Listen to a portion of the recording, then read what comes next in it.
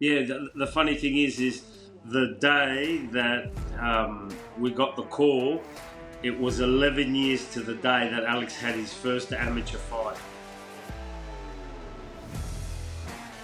Download the AllStar app. Make your picks for UFC fights, challenge your friends, level up and win prizes. Link in description. Get it now. Of course, everybody knows how this all materialized, right? 11 days out, Charles Oliveira gets a cut on his eye. He can't continue with the fight. Alex gets the call. When did you get the call? Did you get the call immediately after Alex did? Well, it's just been really hectic with a lot of things, Amina getting called up last minute. I've had to change my flight, so I was going over there anyway. And then this just sort of topped it off. You were going over there anyways. Yeah, Amina's fighting on UEA Warriors. Okay. Okay. So the plan was already there to go over to Abu Dhabi and Yeah, well, initially corner we somebody. were, yeah. Well, Amina got the call about 5 weeks out, so I was going anyway. But then they changed the fight because originally the fight was going to be on the Friday night, but then they changed it to the Tuesday. So I've had to change all my flights to get there earlier. Yeah, it's just been, and then to top it off with the Alex, it was, yeah. Yeah, it's an incredible opportunity, right? And people talk about how they're always ready to fight, and Alex is one of those people, right? And 11 days, it's a whirlwind. You guys are getting uh, the components to come together, right? You got Frank and you got Craig coming in Yeah. on like less than how many hours notice to get ready, right? Yeah, well, Craig did it probably on 3 hours' notice. He just in 3 hours he got a flight, and in 3 hours he was flying out to Australia. So he was the first one. Frank gets there today, and yeah, it's not long now. I think he gets a day and a half, but at least he's still there. And yeah, then I'm off to Abu Dhabi tonight, so it's all happening. There's a rumor out there, or there's someone spreading something, right? And I just have to ask you about it. Alex was injured. He had the surgery. He recovered, and people are saying that he's been training for Islam the whole time. So it's not really 11 days notice. Is there anything to that? Well, I don't know, unless he's Superman, but if he had surgery, he's not going to be training for Islam straight off the bat. We were doing training, it was nothing crazy. It was, you think he'd been recovering for the last, say, 6 weeks after post surgery. But we weren't doing anything crazy. We were just resting the body and let it heal. And we were just getting ready. Look, we were trying to get this fight. I won't lie to you, we didn't get the call up. Then we were trying to get something, November, December, and we didn't get. They said no, we're not fighting till next year. So we had it in our heads, we just, rest the body, and wait till probably start the camp. I had it penciled in for November. I started, organising training partners and everything else, and so that was well underway, and this has just put a huge big spanner in the works. Yeah, and it's adding to the legend of the Joe Lopez Alex Volkanovski duo. Yeah, the funny thing is the day that we got the call, it was 11 years to the day that Alex had his first amateur fight.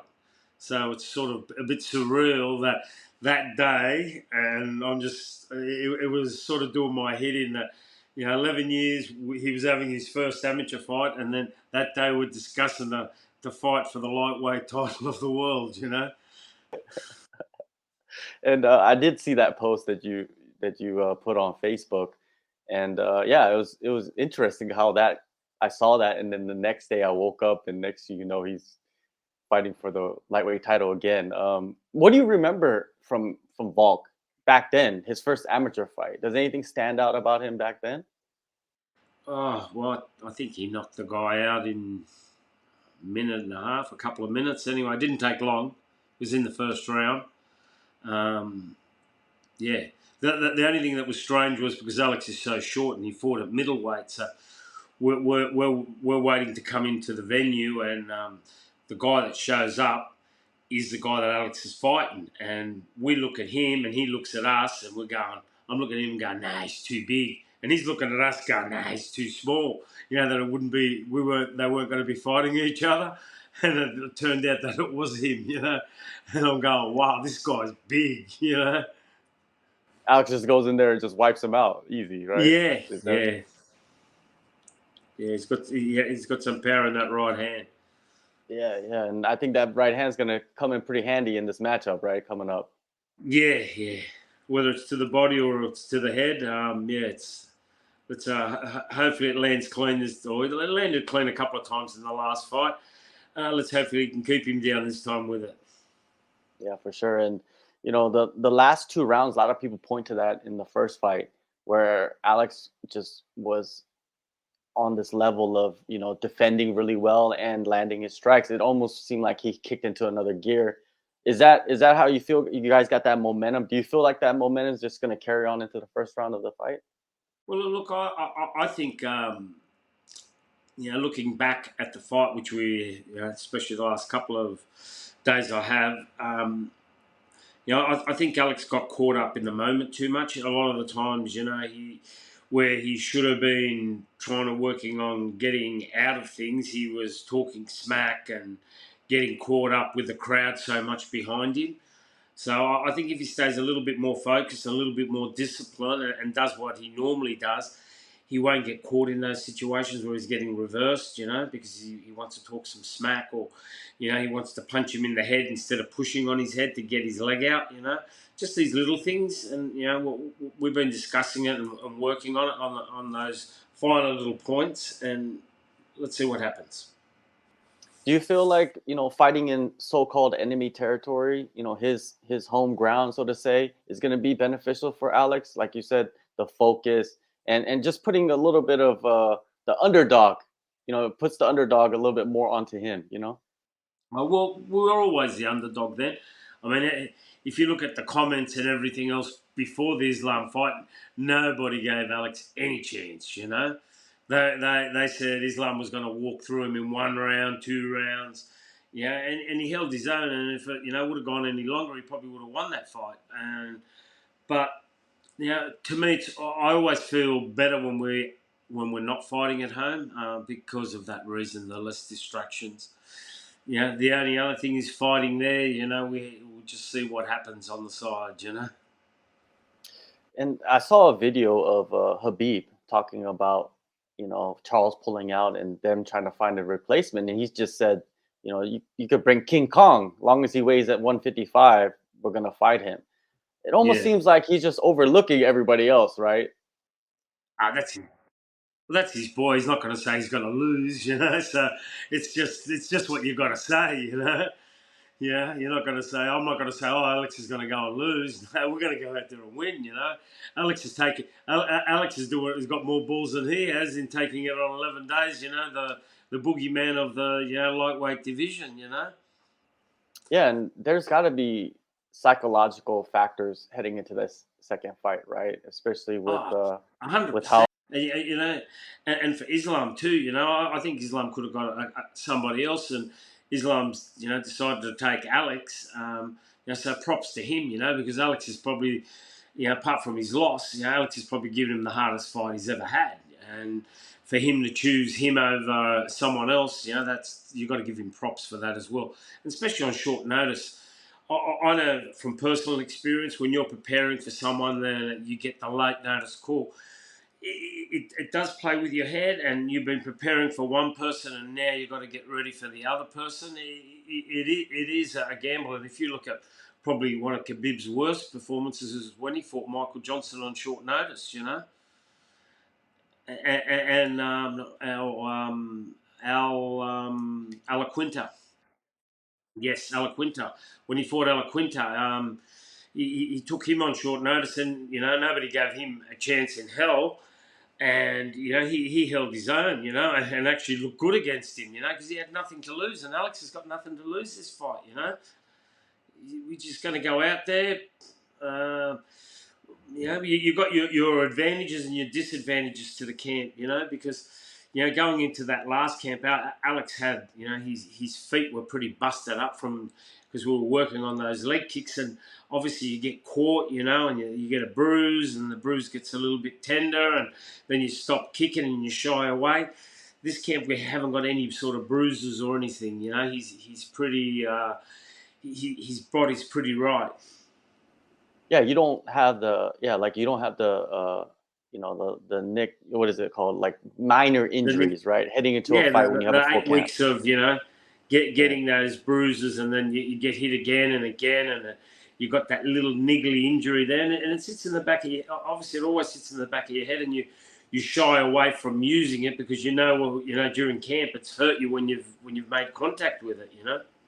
Does the team have the nothing to lose mentality? Do you guys have Hundred that percent. heading into this fight?